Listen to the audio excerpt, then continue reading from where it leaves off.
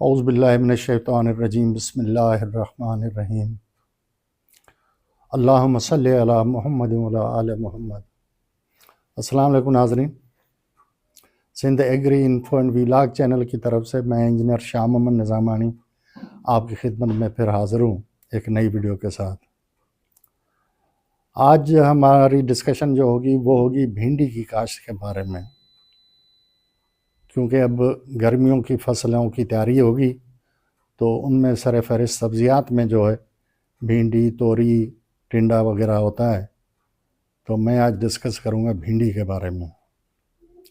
लेकिन अपनी वीडियो शुरू करने से पहले हस्ब मामूल वो गुजारिश करूंगा कि बराए मेहरबानी मेरे चैनल को सब्सक्राइब करें, वीडियोस अच्छी लगें तो लाइक करें, कमेंट्स दें, अपने दोस्तों में शेयर करें, इससे हमारी हिम्मत अफजाई होती है। आपकी बड़ी मेहरबानी होगी। तो आए मेरे काश्तकार भाइयों, अब शुरू करते हैं वीडियो को। भिंडी का फसल बहुत एक मुनाफा बख्श फसल है सब्जियात में, और ख़ास तौर पे इससे जो मुस्तफ़ीद होते हैं फ़ायदे से वो सिंध के काश्तकार बहुत ज़्यादा होते हैं। उसकी वजह यह है कि सिंध का मौसम जो है पंजाब के मौसम से 1 महीने पहले होता है, तो उसकी वजह से यहाँ जर्मिनेशन रेट अर्ली स्टेज पे हो जाता है और भिंडी की फसल जल्दी 1 महीना पहले तैयार हो जाती है। जो मार्केट में आती है तो बहुत अच्छे उसके जो है रेट्स मिल जाते हैं। तो उसके लिए तैयारी जो है अभी से करनी पड़ेगी, क्योंकि सिंध में 28 जनवरी के बाद ये अमल शुरू हो जाएगा, या फरवरी के पहले हफ्ते में ये अमल जो है ना शुरू करना चाहिए भिंडी की काश्त का। भिंडी की काश्त का जो तरीका है पहले वो हम डिस्कस करेंगे थोड़ा सा। उसमें 2-3 हल चला के उसके साथ जो रोटावेटर चलाएं या सुहागा चलाएं, मतलब ज़मीन बुरबुरी कर दें, अच्छी तरह नरम हो जाए, क्योंकि भिंडी के फसल की जड़ें जो है ना बहुत लंबी जाती हैं नीचे, तकरीबन 1 फीट तक जड़ नीचे जाती है। तो उस हिसाब से इसकी तैयारी करनी पड़ती है ज़मीन की। फिर खेलियाँ बनाएं, अगर बेड पे लगानी है तो बेड चौड़ा बनाना पड़ेगा, लेकिन कामयाब जो तरीका वो यही है कि 12 इंच की जो है बेड बनाएं और दोनों साइडों पे उस पर काश्त करें। लेकिन ये ख्याल रखना पड़ेगा कि बीच में जो खाली है पानी के लिए उसका जो है साइज़ 15 इंच होना चाहिए, क्योंकि जैसे पहले ही मैंने गुजारिश की कि भिंडी की जड़ जो बहुत नीचे जाती है, तो हमने इसको पानी को नीचे तक ही रखना है ताकि इसकी जड़ को अच्छी तरह जो वतर मिल सके, पानी मिल सके। तो फिर इसकी बीजाई का मरहला है, बीज कौन से हैं। अब इसमें जब आदमी इतना सोचता है मुनाफे के लिए तो फिर देसी बीज की तरफ नहीं जाना चाहिए। हाइब्रिड अच्छे अच्छे बीज आ रहे हैं मुख्तलिफ कंपनियों के, वो जो हैं ट्राई करने चाहिए। तो उसके लिए मुख्तलिफ कंपनियों के मुख्तलिफ बीज हैं, लेकिन आपके इलाके में जो कामयाब है या जिसकी मार्केट है आप वो सिलेक्ट कर लें। उसमें जो है ये किरण है और संजंटा की 23-24 है, मुख्तलिफ किस्में हैं, जो भी अच्छी है बहरहाल वो आप लगा सकते हैं, लेकिन लगाएं हाइब्रिड। इसका बीज जो है तकरीबन 5 से 6 किलो, या अगर अर्ली स्टेज पर लगा रहे हैं तो फिर 7 किलो भी लग सकता है, क्योंकि अगर एक एक दाना लगाएंगे तो ये ठंड की वजह से जर्मिनेशन थोड़ी कम होगी।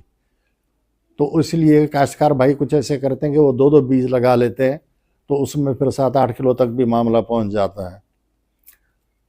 तो वो बीज जो है ऐसे लगाना है कि टाप जो है बेड का उससे 1 इंच नीचे उधर लगाना पड़ेगा बीज, ताकि ज़मीन से ऊपर भी रहे, उसको पानी डायरेक्ट हिट भी ना करे, उसको सिर्फ सेमा मिलता रहे, और भिंडी की जो पौधा जो होगा उसकी बढ़ोतरी का अमल पूरा हो।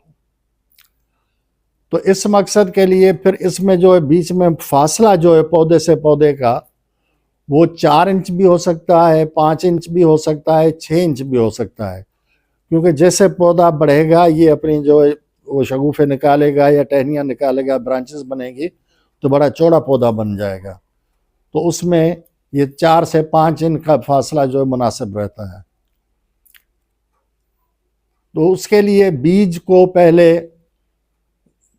पेंडीमेथालिन या सिजेंटा की जो है उसमें जो है ना इसको डिप कर लें या स्प्रे कर लें, खेलियों के ऊपर पहले स्प्रे कर दें उसका, फिर पानी दे दें। पानी दे के फिर भिंडी का जो बीज है वो लगाते जाएं, चुंगियां लगा दें। तो अगर मौसम का अभी कोई पता नहीं चल रहा है, अगर ठंड ज़्यादा पड़ रही है तो फिर तो आपको शापर का इस्तेमाल करना पड़ेगा, ऊपर शापर डाल देना पड़ेगा, उसको पैक कर देना पड़ेगा ताकि सर्दी का असर ज़्यादा ना हो और जर्मिनेशन टाइमली हो जाए। लेकिन सिंध की हद तक जो मेरा अंदाज़ा है कि फर्स्ट वीक ऑफ फरवरी उसमें कोई ऐसा टेम्परेचर ख़तरनाक नहीं होगा जो कि उसकी जर्मिनेशन में रुकावट बने। तो ये इस तरह जो है लग जाएगी और जैसे ही ग्रो कर जाए, बाहर निकल आए, जर्मिनेशन हो जाए तो वो शापर आप हटा लें भले, तो उससे जो है फिर वो पौधा फलेगा, बढ़ेगा। खादों के सिलसिले में इसमें जो है नाइट्रोजनी खादों की जो है मतलब इस्तेमाल कम ही किया जाता है, क्योंकि उससे ये होता है कि ये इसका कद बढ़ जाएगा। कद बढ़ जाएगा तो इसकी जो ब्रांचेज हैं, जो नोट्स बनती हैं जहाँ भिंडी का फल लगता है, वो जो है मतलब दूर हो जाएगा, फासला लंबी हो जाएगी एकदम, तो उससे जो है ना फसल कम लगेगी।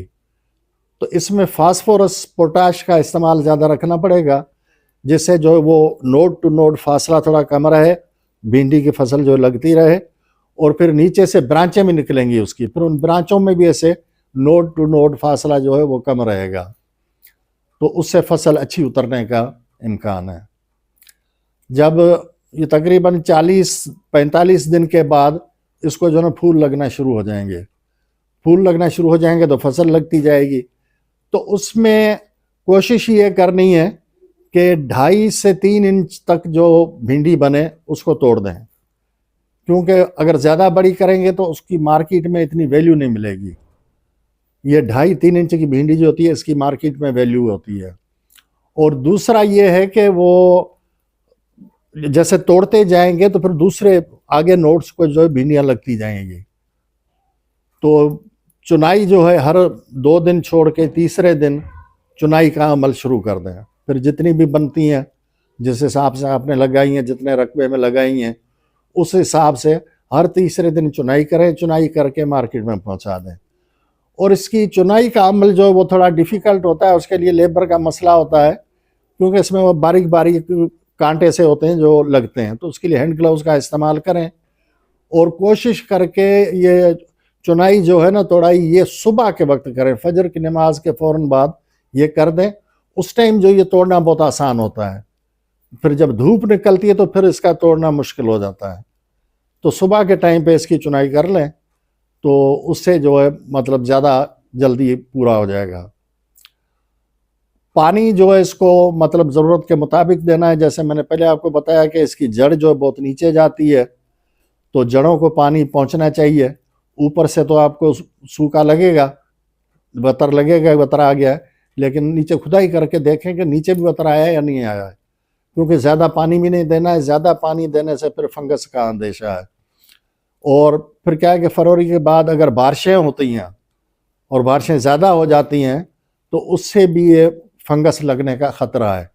गर्मी में इसको फंगस नहीं लगता है, लेकिन सर्दियों में इसको फंगस लगने का अंदेशा रहता है जो शुरुआती दिन है। तो उसमें पानी देने में एहतियात करनी है, पूरा पूरा पानी लगाना है, लेकिन वो खालियाँ भर जाएं ताकि इसकी जड़ों को अच्छी तरह पानी मिल जाए। तो उम्मीद है कि ये चीज़ें आपको समझ आ गई होंगी।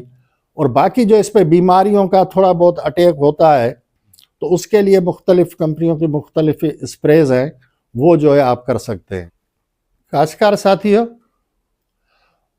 नाइट्रोफास और पोटाश का इस्तेमाल जो है इसमें ज़्यादा रखना है। ख़ास तौर पे जब फल पे आ जाए तो फिर इस पे पोटाश ज़रूर देना है, वो इसके फल को बढ़ाएगा, फूलों को बढ़ाएगा और फसल अच्छी उतरेगी। नाइट्रोफास को भी इसी तरह रखें कि थोड़ी सी नाइट्रोजन की कमी जो है वो पीलाहट अगर आ गई है वो भी पूरी हो जाएगी, और प्लस जो है फास्फोरस की कमी भी इसकी जो है पूरी हो जाएगी और फसल अच्छी उतरेगी।